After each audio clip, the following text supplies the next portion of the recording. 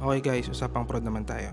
So, pagdating sa mga prod, ano ba yung isa sa mga pinaka-importante? Communication, di ba? So, paano ka makikipag-communicate sa buong team mo kung nag-uusap kayo via group chats lang or via call?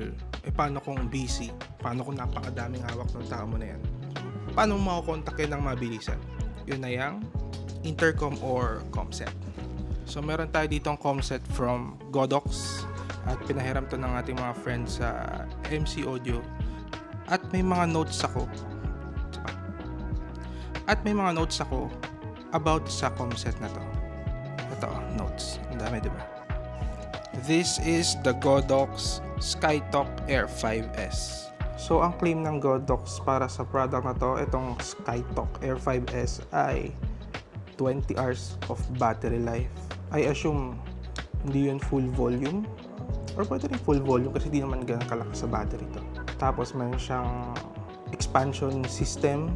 So, I think pwede ka magdagdag ng iba pang comset. So, kung bumili ka na itong set na to, actually itong set na to ay meron na siyang 5. Yan.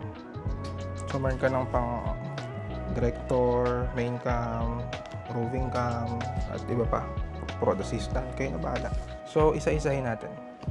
Okay, meron siyang master na headset or mas tawag ko siyang as mother dahil itong iba ay yung mga anak niya, di ba? So, dito lahat ko connect. So, pagdating sa mga ganitong comset na meron siyang master na comset, hanggat maaari, ito ay nasa kalagitnaan ng lahat. Kasi dito lahat ko connect. Yun ang pagkakaintindi ko. Dahil yun yung mga ginagamit ko dati pa. Okay, punta tayo sa mga gustong features ko sa kanya. Actually, ito yung mga nagustuhan ko. Pagdating dito sa may lagayan ng battery niya, maganda yung lock niya, as in. See? Hindi siya malalaglag agad. Hindi siya bubukas agad. Hindi tulad ng ibang comset na pag battery dito. Diba? Alam niyo naman yun yung mga nagpo-prod na dyan, yung mga comset. May battery door yan dito na ini-slide. At yun, yung madalas nawawala.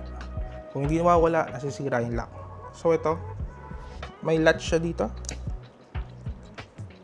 Yan, dito na talaga yung battery. So check natin yung mga battery niya. So ito yung battery case niya. As you can see, may lagayan siyang sarili. So yung battery niyo, hindi na siya pakalat-kalat kung saan-saan. Hindi mo na siya i-charge isa-isa. Di ba? Yun yung struggle natin dati. Mga battery mo, i-charge mo, kanya-kanya sila ng battery charger. For this one, Type-C, fast charging, andito na lahat ng battery. As you can see, may spaces dito. Kasi pwede ka bumili ng batteries. Di ba? Pwede pa siya bilhin ng iba pang battery. Hindi ko pa alam kung may third party pa na ito kasi kaka-release lang na ito this June 2026. Okay? Meron siyang 8 slots. So, occupied na yung 5 kasi 5 yung kasama na itong set na to. So, may 3 ka pang extra. Actually, hindi ko alam kung ba't kailangan mo na pa. Actually, hindi ko alam kung ba't kailangan mo pa ng extra battery dahil ang claim nito is 20 hours na. So, kadalasan naman yung prod, tumatakbo yan ng 10 to 12 hours. Na ongoing event or what. Kasi hindi naman kayo magko-comset during ingress, diba? Ano yun, nasa ingress ka, magko-comset ka kagad, okay ka lang. Isa sa mga naging struggle ng owner ng mga comset is kapag mainit yung event or pawisin yung gumamit, ngangasim to, diba? Or masisira. Si Godox, nag-provide na siya ng another ear pad. Pero magkaiba sila ha. Itong earmuffs na to, para sa mga minimal noises lang or minimal noise lang na event. And this one, pang malakasang event. Kasi ito talaga yung kukulob sa ears mo.